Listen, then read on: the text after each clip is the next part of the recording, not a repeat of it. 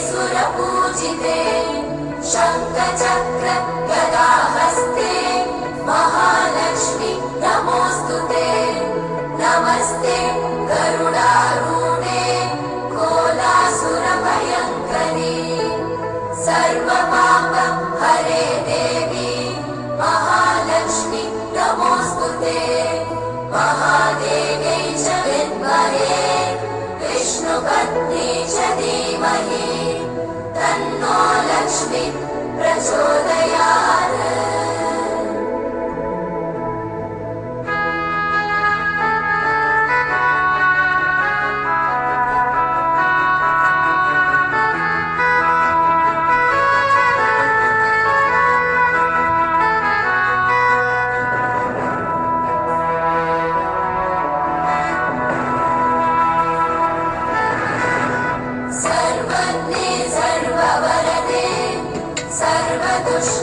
भयङ्करी सर्वदुःख हरे देवी महालक्ष्मी नमोऽस्तुते सिद्धिबुद्धि प्रदे देवी मुक्ति प्रदायिनी मन्त्रमूर्ते सदा देवी महालक्ष्मी नमोऽस्तुते महादेव्यै च विद्महे विष्णुपत्नी च धीमहि तन्नो लक्ष्मी प्रचोदयात्।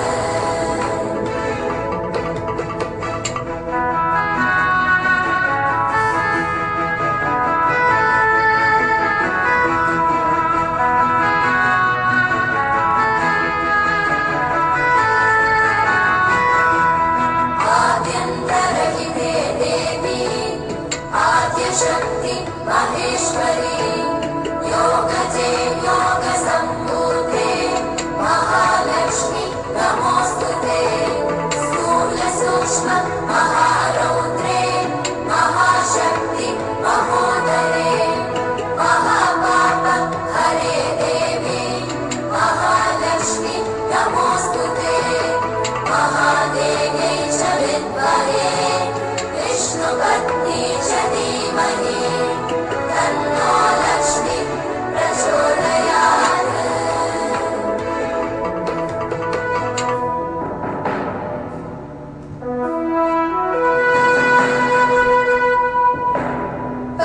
पद्मासनस्थिते देवी परब्रह्मस्वरूपिणी परमेशी जगन्मातः महालक्ष्मी नमोऽस्तुते श्वेताम्बरधरे देवी नानालङ्कारभूषिते जगत्स्थिते जगन्मातः महालक्ष्मी नमोऽस्तुते महादेव्यै च विद्महे विष्णुपत्नी च धीमहि तन्नो लक्ष्मी प्रचोदयात्।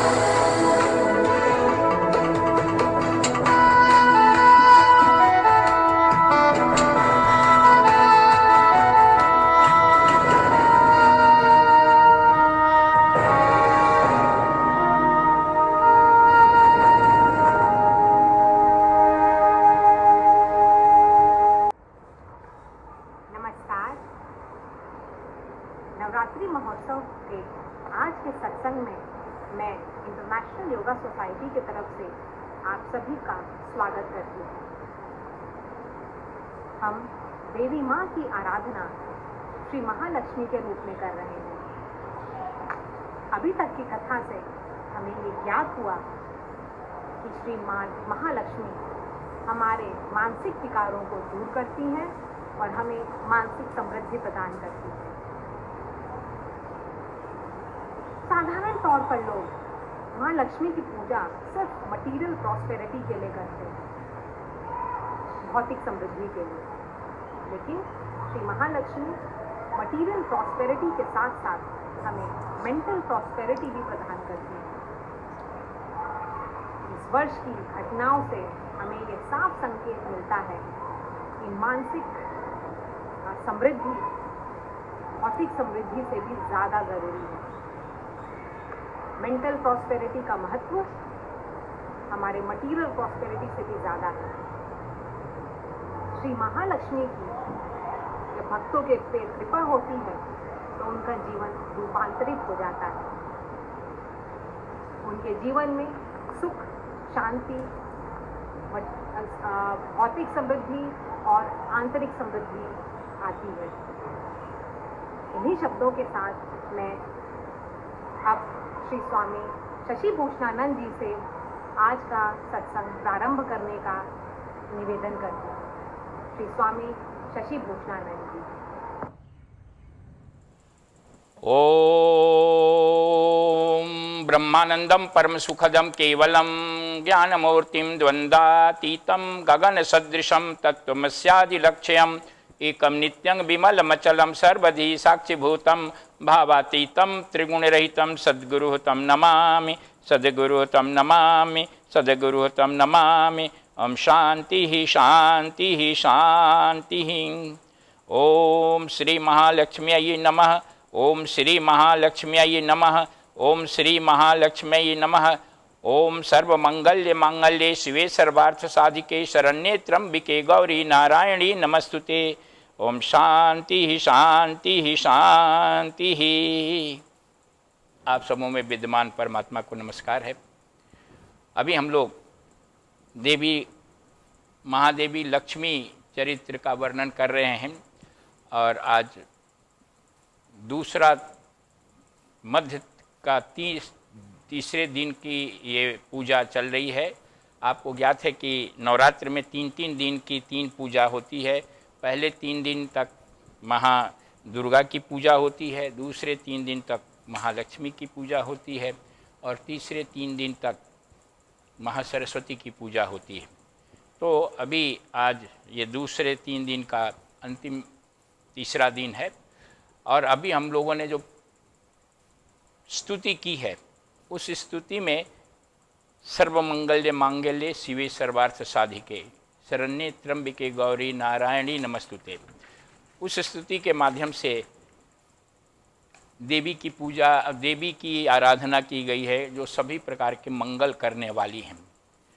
ये जो देवी हैं महालक्ष्मी, महालक्ष्मी देवी महिषासुर का वध करती है। महिषासुर व्यक्तित्व में वर्तमान विक्षेप जो दुर्गुण है, विक्षेप जो बाधा है, उसको समाप्त करती हैं और महिषासुर उसी का प्रतीक है। विक्षेप यानी मानसिक चंचलता। ये पूरी कथा जो है दुर्गा सप्तशती की, वो साधना का एक क्रम बताता है। महादुर्गा मल को दूर करती हैं, महालक्ष्मी विक्षेप को दूर करती हैं और महासरस्वती अज्ञान का जो तीसरा आवरण है उसको समाप्त करती हैं, अज्ञान आवरण को समाप्त करती हैं, अविद्या को समाप्त करती हैं। दुर्गा देवी शक्ति प्रदान करने की देवी हैं, भक्ति प्रदान करने वाली देवी लक्ष्मी देवी हैं और मुक्ति प्रदान करने वाली देवी सरस्वती देवी हैं।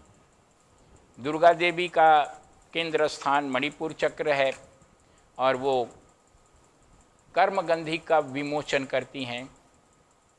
लक्ष्मी देवी का केंद्र हृदय चक्र है, वो काम ग्रंथि का विच्छेदन करती हैं और देवी सरस्वती का केंद्र जो है आज्ञा चक्र है, जो अविद्या ग्रंथि का भी विच्छेद करती है। और इन तीनों ग्रंथियों का विच्छेद हो जाने से ही व्यक्ति आत्मज्ञान को प्राप्त करता है। तो ये प्लानिंग है और इस प्लानिंग में जो है साधना के द्वारा व्यक्ति अपने अंदर वर्तमान जो दोष दुर्गुण है, जिसे असुर कहा गया है, उन्हें दूर करता है। ये कहानी जो कथा दुर्गा सप्तशती का है वो इसी बात की अभिव्यक्ति कर रहा है। देवी के कुछ मंत्र हैं, जैसे ऐं ह्रीं क्लीं चामुंडाय विच्चे। अब ये सब जो ऐं ह्रीं क्लीं ये जो बीजाक्षर हैं वो एक एक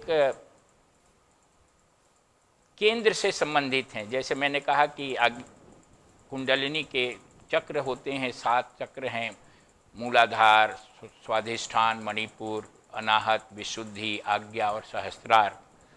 तो ऐंग ह्रींग क्लिंग ये एक विशेष प्रकार के स्पंदन हैं जो एक चक्र के का प्रतिनिधित्व करते हैं, उस चक्र के स्पंदन का प्रतीक हैं। मणिपुर चक्र ऐंग, हृदय चक्र ह्रींग, आज्ञा चक्र क्लिंग, और उसी प्रकार से चामुंडा, ये एक एक देवी की प्रतीक है। सरस्वती देवी चा, लक्ष्मी देवी मुन और दुर्गा देवी डा। ये 3 प्रकार के तीनों जो आज्ञा चक्र से लेके अनाहत चक्र और मणिपुर चक्र 3 देवियों के शीट हैं, 3 देवियों के केंद्र हैं और इनके बीजाक्षर अलग अलग हैं। तो ये सब जो कुछ भी है, विचय, ऐंग ह्रींग क्लिंग चामुंडा विचय, यानी विचय जो है वो भ्रम का नाश करने का परिचायक है।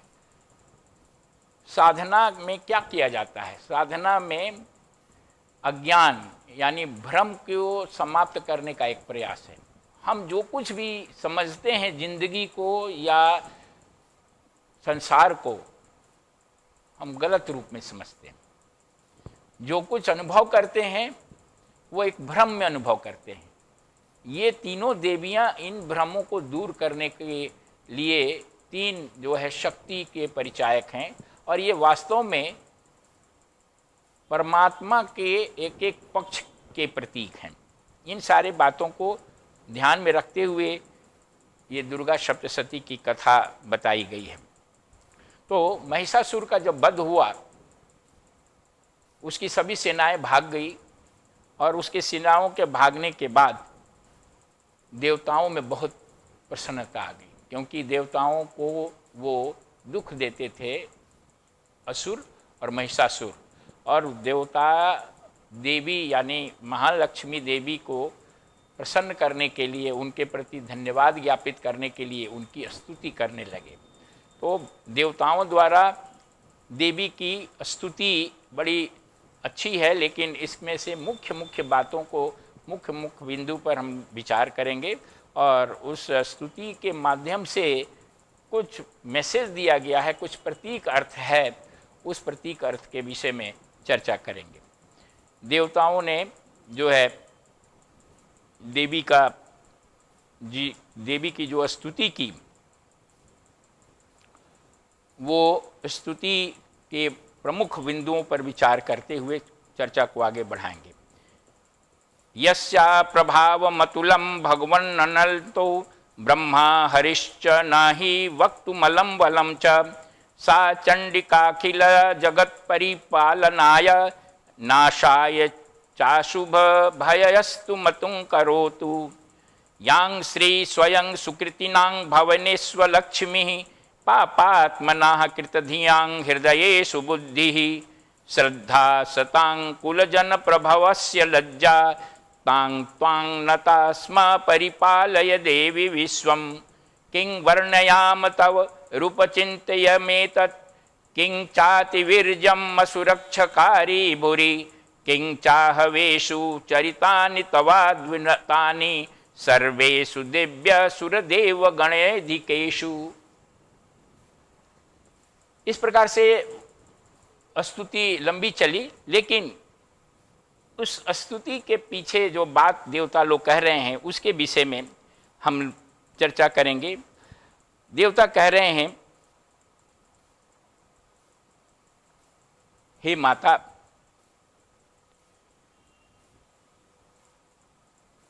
ये जो आपका ये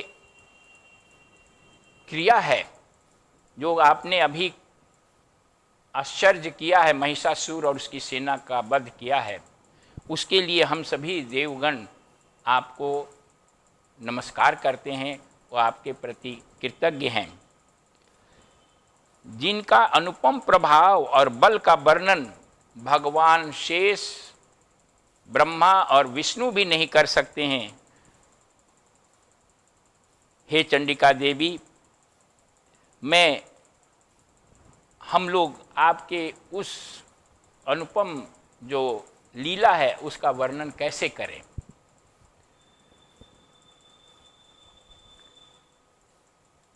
हे देवी चंडिका, आप संपूर्ण जगत का पालन एवं अशुभ भय का नाश करने वाली हैं।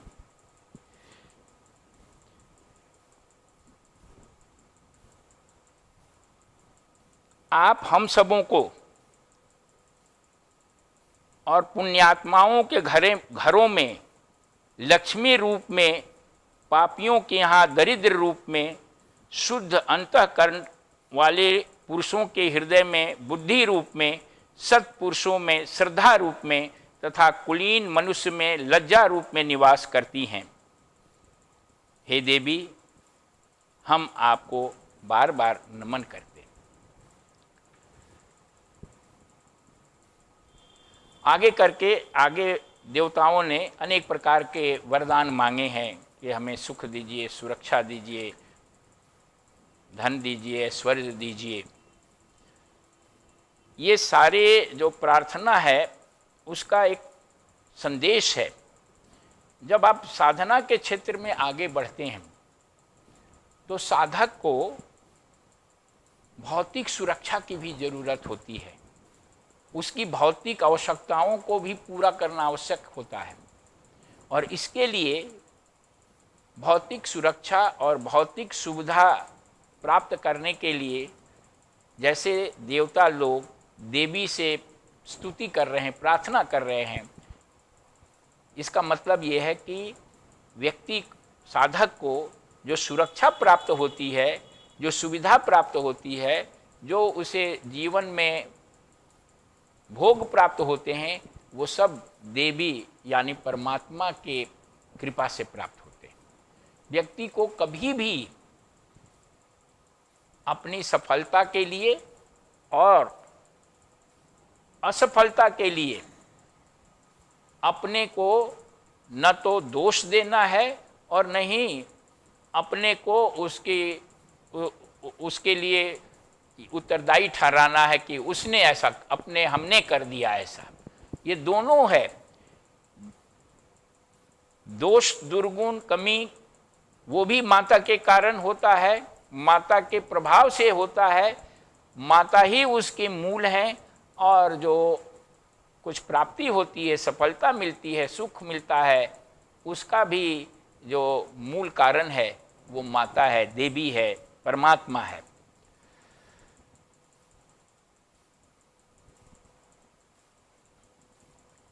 यहाँ पर इस देवी को यानी महालक्ष्मी देवी को इस प्रार्थना में सारे देवताओं से बड़ा बताया गया। अब इसी में पहली दूसरी लाइन में है कि आपकी जो महानता है, आपकी जो कीर्ति है, आपका जो प्रभाव है, इसको ब्रह्मा विष्णु शिव कोई वर्णन नहीं कर सकता है। और आगे चल के इनको सर्वशक्तिमान, सर्व से ऊपर सबसे बड़ा बताया गया है।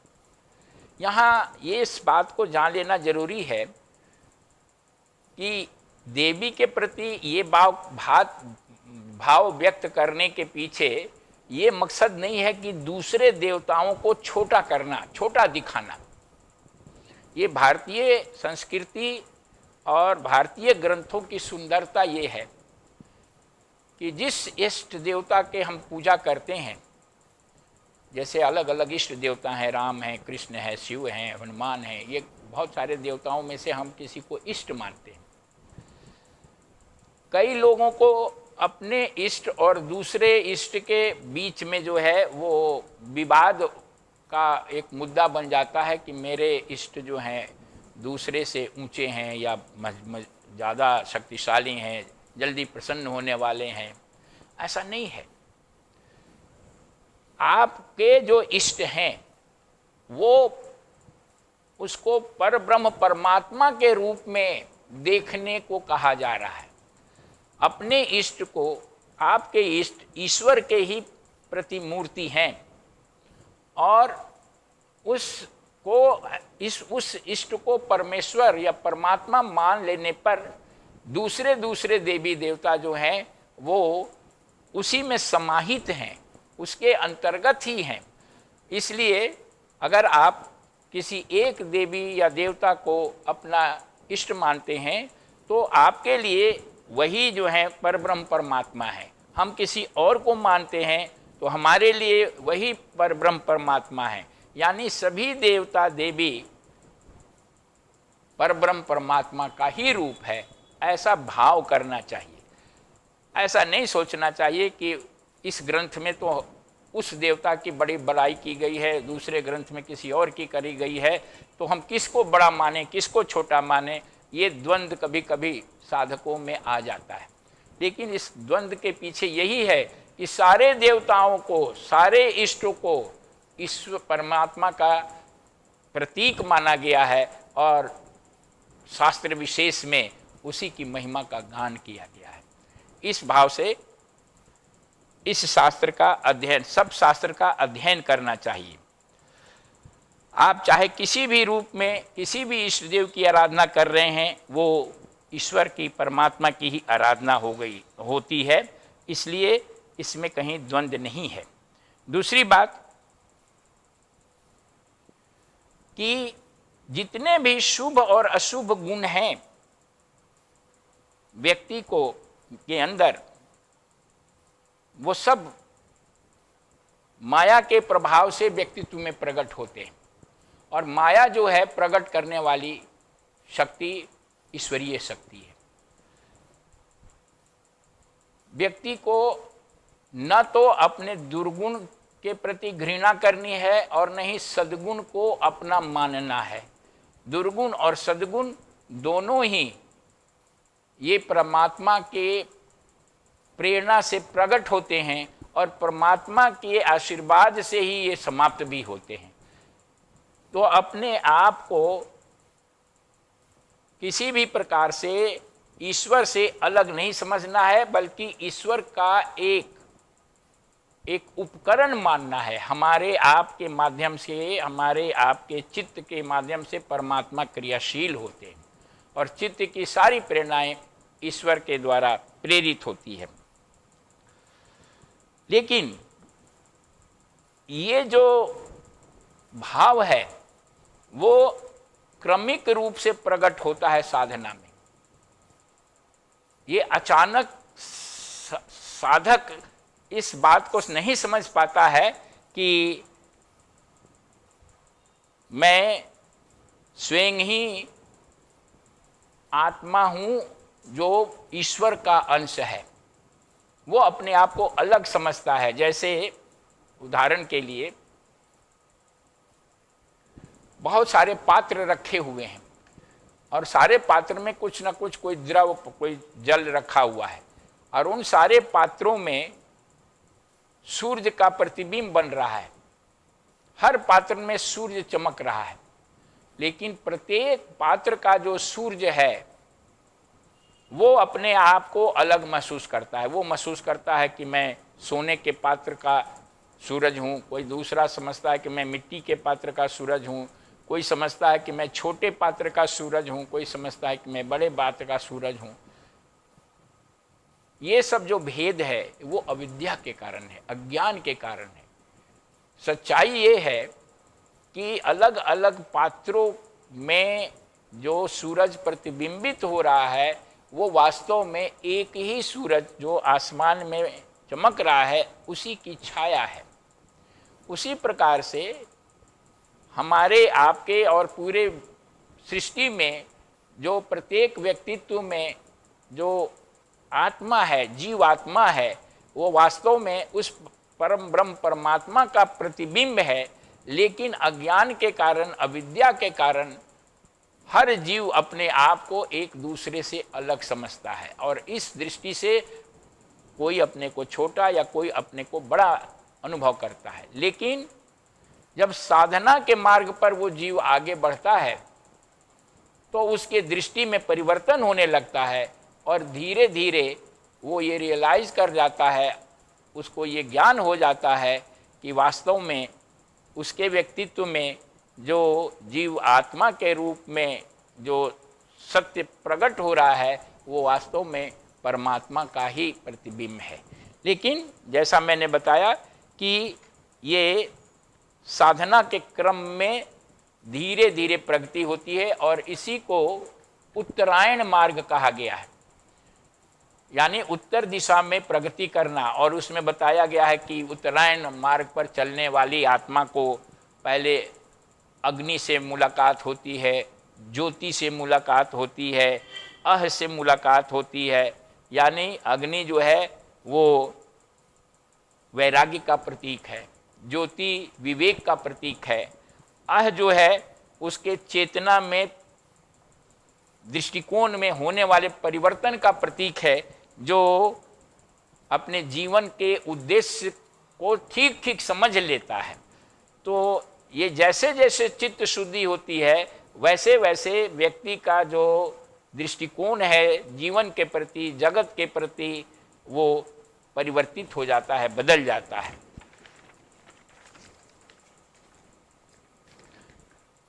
इसी तरह से वो देवता लोग जो हैं वो माता देवी की प्रार्थना करते समय बताते हैं कि आप जो हैं लज्जा के रूप में, सत्पुरुषों में श्रद्धा के रूप में, कुलीनों में जो हैं वो बुद्धि के रूप में, और गरीबों में, पापियों में दरिद्रता के रूप में आप निवास करती हैं। इसका यही अर्थ समझना चाहिए कि जो कुछ भी है वो सब ईश्वर है।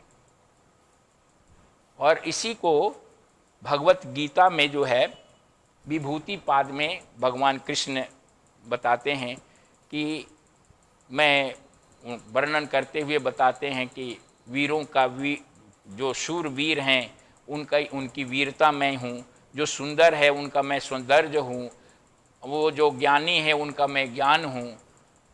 तो ये बताने के पीछे ये बात है कि जिसमें भी जो विशेषता है या जिसमें भी जो कमियां हैं वो सब परमात्मा है, यानी केवल परमात्मा ही है। इस बात को यहाँ एम्फेसाइज किया गया है।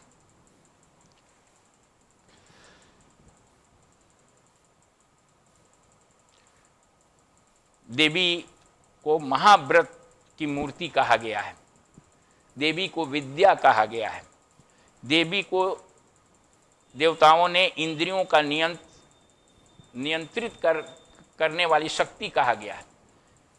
यहाँ भी यही बात है कि जो कुछ हमारे आपके अंदर ज्ञान है, जो कुछ हम संकल्प लेते हैं, जो कुछ भी हम इंद्रियों पर संयम दम हमारे अंदर है, वो सब देवी है।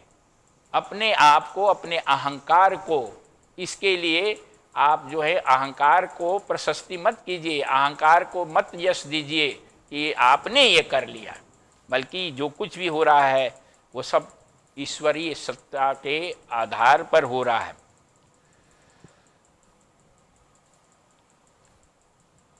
आप दुर्गम सागर से पार करने वाली हैं। इस संसार को दुर्गम सागर कहा गया है, बहुत कठिन सागर है दुर्गम सागर। इस दुर्गम सागर को आप सुगम कर देती हैं।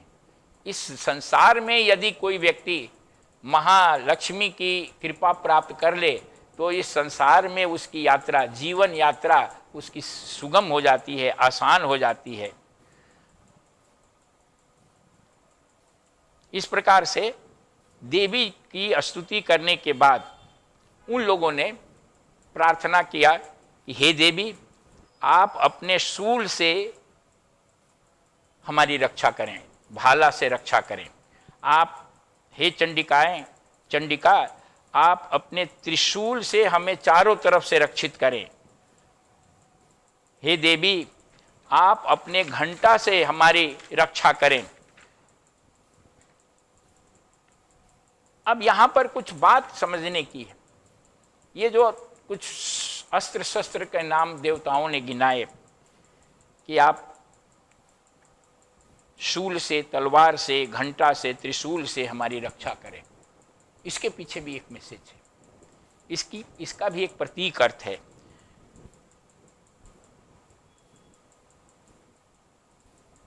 आप हमें अपने भाला से रक्षा करें।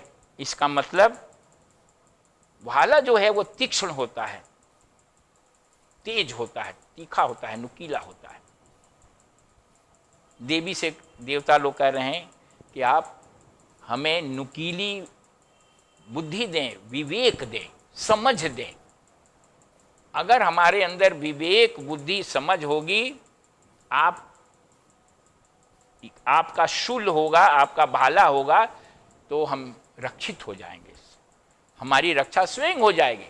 जिसके अंदर विवेक है, बुद्धि है, वो रक्षित है, वो उसकी सुरक्षा है, वो कहीं भटकता नहीं है। उसी प्रकार से आप तलवार से हमें रक्षा करें। तलवार खड़ग, तलवार जो है दो चीजों को काटता है,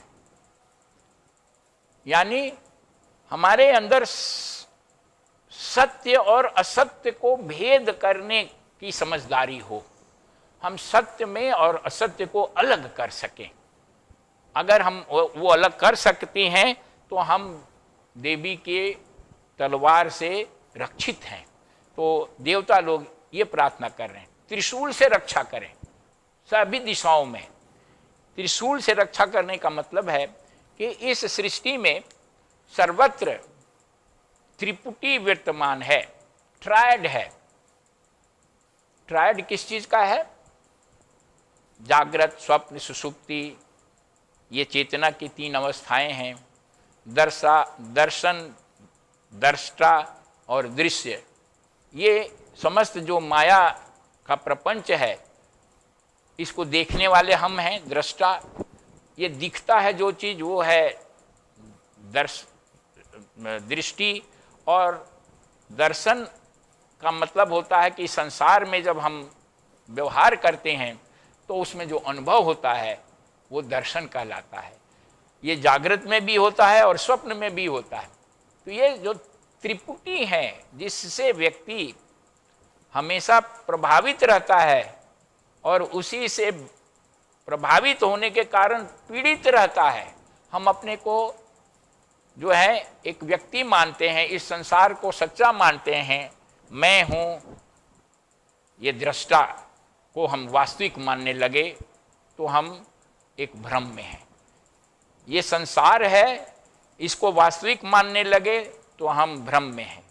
और संसार में जो अनुभव होता है उसको हम जब वास्तविक मानने लगते हैं तो हम भ्रम में हैं। तो ये जो त्रिपुटी है, ये त्रिपुटी से रक्षा देवी ये त्रिशूल से करती हैं, यानी मुझे ये त्रिपुटी प्रभावित ना करे। आपका त्रिशूल से रक्षा करने का अर्थ है कि मैं इन त्रिपुटियों से प्रभावित न हूं। तो ऐसी स्थिति जब होती है तो देवी की कृपा प्राप्त होती है। ये भी मैंने जैसे बताया कि क्रमवार होता है।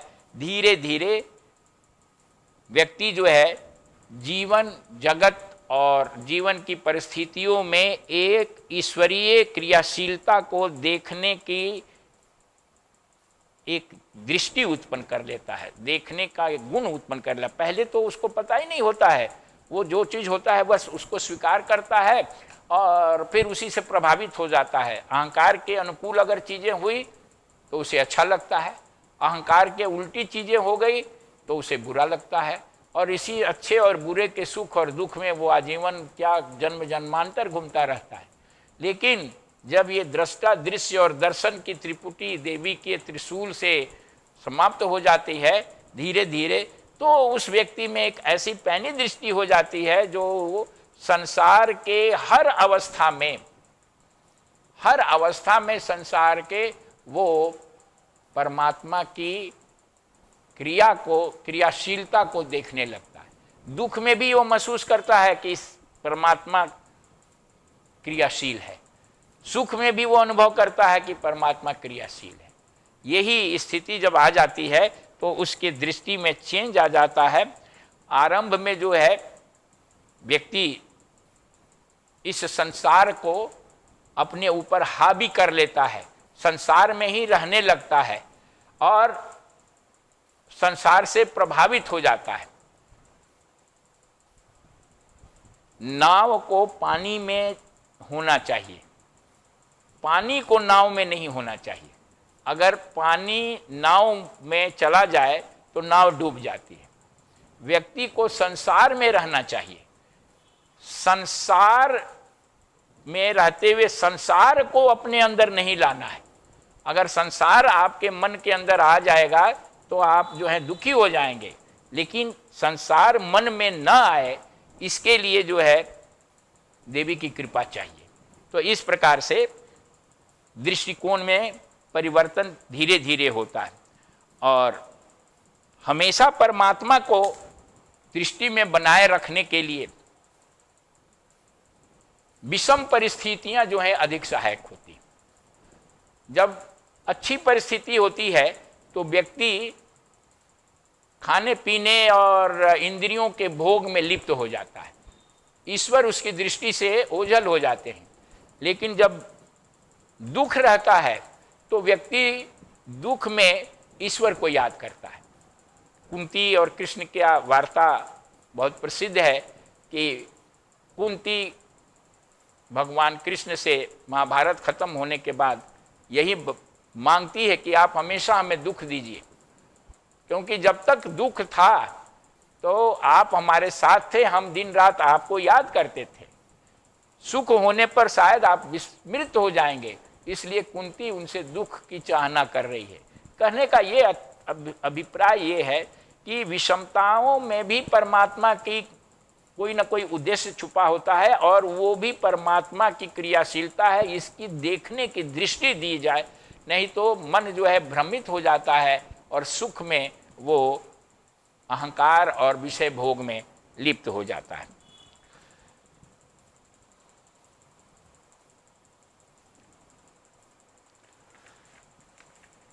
अंत में देवता लोग उनसे मांगते हैं कि जो स्तुति हम लोग कर रहे हैं, इस स्तुति को करने वाले को सुख समृद्धि ऐश्वर्य आप प्रदान करें और जब हम लोग चाहें तब आप दर्शन दिया करें और भविष्य में हम लोगों के कभी कष्ट आए तो आप दूर करें। अब ये इसका भी एक न एक मैसेज है कि देवता कहते हैं कि हमें तो दीजिए ही, जो इस स्तुति को गाते हों उनको भी ये सुख समृद्धि दीजिए। वास्तव में ये जो सुख समृद्धि ऐश्वर्य है, पहले भी बताया गया है कि ये दो तरह का है, एक भौतिक और एक आत्मिक आध्यात्मिक। भौतिक सुख समृद्धि से आपको थोड़ा सुविधा और लाभ मिलता है, लेकिन सच्ची सुख समृद्धि है जो आप में दैवी संपत्ति है। अब है अहिंसा, सत्य, दान, आपका जो है क्षमा, दया, इस तरह के जो गुण हैं वो दैवी संपत्ति है। तो उस दैवी संपत्ति के आने से व्यक्ति की आध्यात्मिक उन्नति होती है। उस दैवी संपत्ति को देवता लोग मांग रहे हैं और इसके साथ साथ जो देवता हैं वो कह रहे हैं कि जब चाहें आवश्यक हो तो आप दर्शन दीजिए। कहने का ये अर्थ है कि एक ऐसी दृष्टि कि आप जो हैं हमेशा ईश्वर का दर्शन करते रहें। बहुत सारे लोगों के दिमाग में ये बात आती है कि भगवान जो हैं वो किसी मंदिर में, किसी मस्जिद में, कहीं किसी तीर्थ स्थान में, किसी जगह में रहते हैं। वहाँ आप जाएं जरूर, प्रेरणा का स्थान है, लेकिन परमात्मा जो है वो किसी एक जगह में नहीं रहता है। जब आपके अंदर चेतना का विकास होगा, आपकी दृष्टि में परिवर्तन आएगा, तो आपको कण कण में भगवान का दर्शन होंगे। तो देवता वो आशीर्वाद मांग रहे हैं कि जब आवश्यक हो, जब मेरी इच्छा हो, हम लोगों की इच्छा है, तो आप दर्शन दें। यानी हमारी दृष्टि ऐसी बने कि हम कण कण में भगवान को देखने का जो है सामर्थ्य प्राप्त कर लें। वो वही कर सकता है जो इस समस्त सृष्टि को परमात्मा के रूप में अनुभव करेगा। यानी आत्मज्ञान जिसको होगा वही ऐसी सामर्थ्य प्राप्त कर सकता है। और सबसे बड़ा जो तीर्थ वो है कि आप अगर मैं कौन हूँ, हु एम आई, इसके मनन में निरंतर लगे रहें तो आपका हृदय ही तीर्थ हो जाएगा। अगर आप मैं कौन हूँ के चिंतन मनन करने में समय व्यतीत करते हैं तो आप जहाँ रहेंगे वही तीर्थ स्थान होगा। वह जो समय आप ये चिंतन करेंगे वो समय में आप तीर्थ में होंगे, ये सबसे बड़ा तीर्थ होगा। इन सारे बातों को सुनने के बाद महादेवी ने कहा कि ऐसा ही हो, और ये कह के महादेवी जो हैं अंतर ध्यान हो गई, विलीन हो गई, और देवताओं को स्वर्ग का साम्राज्य प्राप्त हो गया।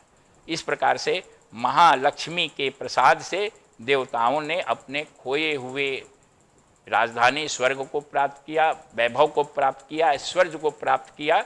उसी प्रकार से जब विक्षेप दूर हो जाता है तो व्यक्ति अनेक प्रकार के जो वैभव हैं उसको प्राप्त कर देता है। तो ये महिषासुर वध की कथा समाप्त हुई, और इसके साथ साथ जो है वो दूसरे 3 दिन की जो पूजा है, दुर्गा पूजा, लक्ष्मी पूजा, उसकी भी समाप्ति हुई। अब हम लोग लक्ष्मी की नामावली का जो 108 नाम है लक्ष्मी के, उसके द्वारा देवी लक्ष्मी को याद करेंगे। माँ लक्ष्मी का ध्यान करिए और इस नामावली का श्रवण श्रद्धापूर्वक करें। ओम प्रकृत्यै नमः, ओम विकृत्यै नमः, ओम विद्यायै नमः, ओम सर्वभूतहित प्रदायै नमः, ओम श्रद्धायै नमः, ओम विभूत्यै नमः, ओम सुरम्यै नमः, ओम परमात्मिकायै नमः, ओम वाचे नमः, ओम पद्मालयायै नमः, ओम पद्मायै नमः, ओम शुचयै नमः, ओम स्वाहायै नमः, ओम स्वधायै नमः, ओम सुधायै नमः, ओम धन्यायै नमः, ओम हिरण्यमयी नमः, ओम लक्ष्म्यै नमः, ओम नित्यपुष्टायै नमः, ओम विभावर्यै नमः, ओम आदित्यै नमः, ओम दित्यै नमः, ओम दीप्तायै नमः, ओम वसुधायै नमः, ओम वसुधारिण्यै नमः, ओम कमलायै नमः, ओम कांतायै नमः, ओम कामाक्षायै नमः, ओम क्रोध संभावायै नमः, ओम अनुग्रह परायै नमः, ओम बुद्धयै नमः, ओम अनद्यायै नमः, ओम हरिवल्लभायै नमः, ओम अशोकायै नमः, ओम अमृतायै नमः, ओम दीप्तायै नमः, ओम लोक शोक विनाशिन्यै नमः, ओम धर्म निलयायै नमः, ओम करुणालोक मात्रै नमः, ओम पद्मप्रियायै नमः, ओम पद्महस्तायै नमः, ओम पद्माक्षयै नमः, ओम पद्मसुंदरयै नमः, ओम पद्मभद्वायै नमः, ओम पद्ममुख्यै नमः, ओम पद्मनाभप्रियायै नमः, ओम रमायै नमः, ओम पद्ममालाधारायै नमः, ओम देव्यै नमः, ओम पद्ममन्यै नमः, ओम पद्मगंधिन्यै नमः, ओम पुण्यगंधायै नमः, ओम सुप्रसन्नायै नमः, ओम प्रसादेभिमुख्यै नमः, ओम प्रभायै नमः, ओम चंद्रवदनायै नमः, ओम चंद्रायै नमः, ओम चंद्र सहोदर्यै नमः, ओम चतुर्भुजायै नमः, ओम चंद्ररूपायै नमः, ओम इंद्ररायै नमः, ओम इंदुशीतलायै नमः, ओम आह्लादजनन्यै नमः, ओम पुष्टयै नमः, ओम शिवायै नमः, ओम शिवकर्यै नमः, ओम सत्यै नमः, ओम विमलायै नमः, ओम विश्वेजनन्यै नमः, ओम तुष्टायै नमः, ओम दारिद्र्यनाशिन्यै नमः, ओम प्रीतपुष्करिण्यै नमः, ओम शांतायै नमः, ओम शुक्लमाल्याम्बरधारायै नमः, ओम श्रियै नमः, ओम भास्करै नमः, ओम बिल्वनिलयायै नमः, ओम वाराहरोहायै नमः, ओम यशस्विन्यै वसुसस्नै नमः, ओम वसुधारै नमः, ओम सिद्ध्यै नमः, ओम त्रैणय सौम्यायै नमः, ओम शिव शुभप्रदायै नमः, ओम नृप विश्वगतानंदायै नमः, ओम वरलक्ष्म्यै नमः, ओम वसुप्रदायै नमः, ओम शुभायै नमः, ओम हिरण्यप्राकारायै नमः, ओम समुद्रतनयायै नमः, ओम जयायै नमः, ओम मंगलायै नमः, ओम देव्यै नमः, ओम विष्णु वक्षस्थल स्थितायै नमः, ओम विष्णुपत्न्यै नमः, ओम प्रभान्नाक्ष्यै नमः, ओम नारायण समाश्रितायै नमः, ओम दारिद्र्य ध्वंसिन्यै नमः, ओम देव्यै नमः, ओम सर्वोपद्रवारिण्यै नमः, ओम नवदुर्गायै नमः, ओम महाकाल्यै नमः, ओम ब्रह्मा विष्णु शिवात्मिकायै नमः, ओम त्रिकाल ज्ञान संपन्नायै नमः, ओम भुवनेश्वरै नमः, ओम नमश्चंडिकायै। अब हम लोग थोड़ा देवी ध्यान करेंगे कुछ मिनटों का। अपने मन के अंदर महालक्ष्मी के चित्र को धारण करेंगे, उनसे ज्ञान भक्ति और शक्ति की अपेक्षा करेंगे और दैवी संपत्ति को प्राप्त करने का मानसिक प्रार्थना करेंगे। ओम श्री महालक्ष्म्यै नमः, ओम श्री महालक्ष्म्यै नमः, ओम श्री महालक्ष्म्यै नमः।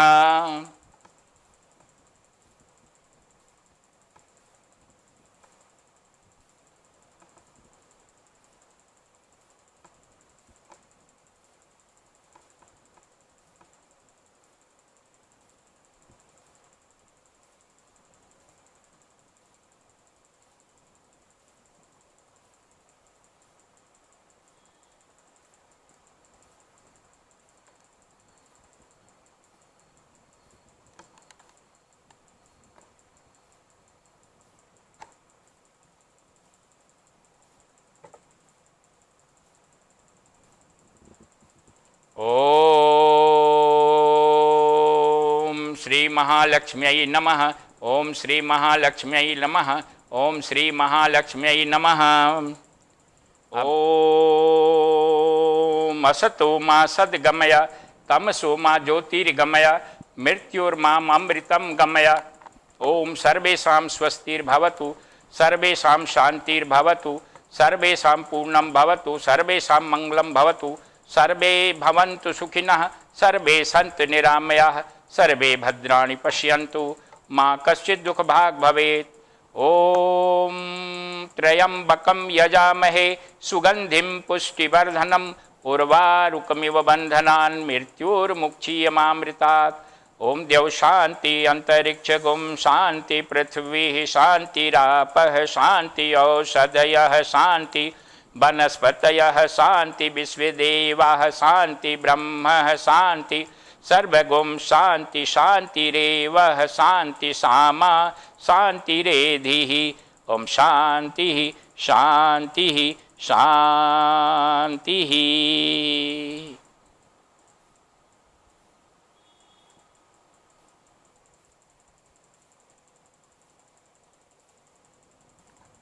माता लक्ष्मी का अनंत आशीर्वाद आप सबों को प्राप्त हो। आपके जीवन में शक्ति, भक्ति और मुक्ति प्राप्त हो। आप इसी जीवन में आत्मज्ञान के परम लक्ष्य को प्राप्त करके आवागमन के चक्र से हमेशा हमेशा के लिए मुक्त हो जाएं। यही देवी से प्रार्थना है, यही शुभकामना है और आपसे का पूर्ण आशीर्वाद इस देवी का प्राप्त हो, यही शुभेच्छा है। ओम शांति ही शांति ही शांति ही। हरिओम तत्सत। अभी आपने श्री स्वामी शशि भूषणानंद जी से प्रेरक सत्संग सुना। महिषासुर के वध और देवों द्वारा महालक्ष्मी की स्तुति की गई और इसी के साथ श्री महालक्ष्मी की कथा यही समाप्त होती है। कल से हम माँ सरस्वती की आराधना प्रारंभ करेंगे। इस सत्संग में सम्मिलित होने के लिए हम आप सबके आभारी हैं। अगर आपको कोई प्रश्न पूछना हो या कुछ कमेंट देना हो, फीडबैक देना हो, तो हमारे कमेंट सेक्शन में आप अपना फीडबैक दे सकते हैं। जैसा कि मैंने कल बताया था, कोविड-19 की स्थिति में बहुत सारे भक्त चाह के भी हमारे यहाँ नवरात्रि महोत्सव में सम्मिलित नहीं हो पा रहे हैं। तो आप अगर चाहें तो आप वर्चुअली इस सत्संग में पार्टिसिपेट कर सकते हैं। आप अपने पूजा आरती के वीडियोस पिक्चर्स हमें भेज सकते हैं और हम आगे आने वाले अपने नवरात्रि महोत्सव के वीडियोस में आपके वीडियोस पिक्चर्स सम्मिलित करने की कोशिश करेंगे। इन्हीं शब्दों के साथ अब हम आरती की तरफ बढ़ते हैं और आरती के बाद हम इस सत्र का समापन यहीं करेंगे। हरि ओम तत्सत।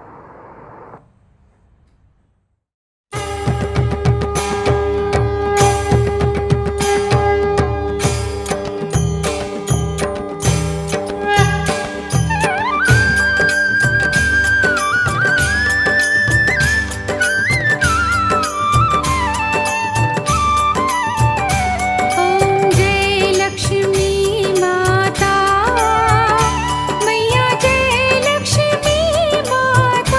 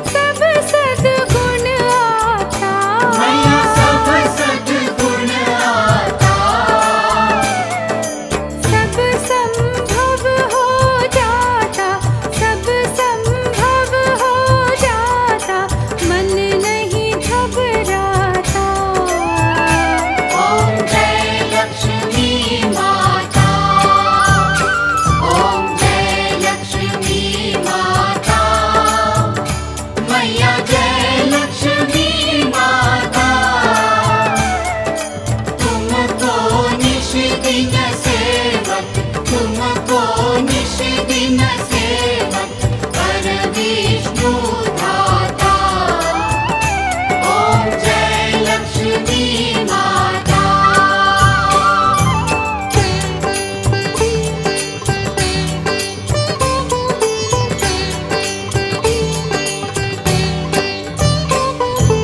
तुम बिन यज्ञ न होते वस्त्र न हो पाता। मैया वस्त्र न हो पाता। खान पान का वैभव, खान पान का वैभव सब तुमसे आता। ओम जय लक्ष्मी माता ओम जय लक्ष्मी माता। मैया जय लक्ष्मी माता तुमको निश दिन सेवक तुमको निश दिन सेवक कर विष्णु धाता ओम जय लक्ष्मी माता।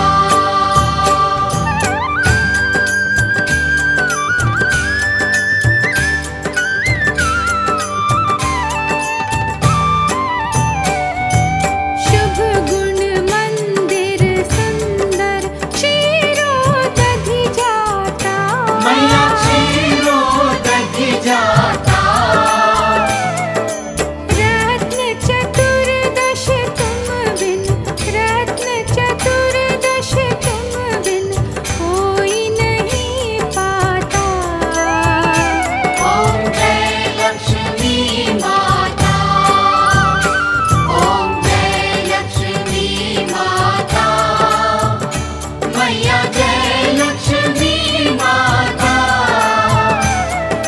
तुमको निश दिन सेवक तुमको निश दिन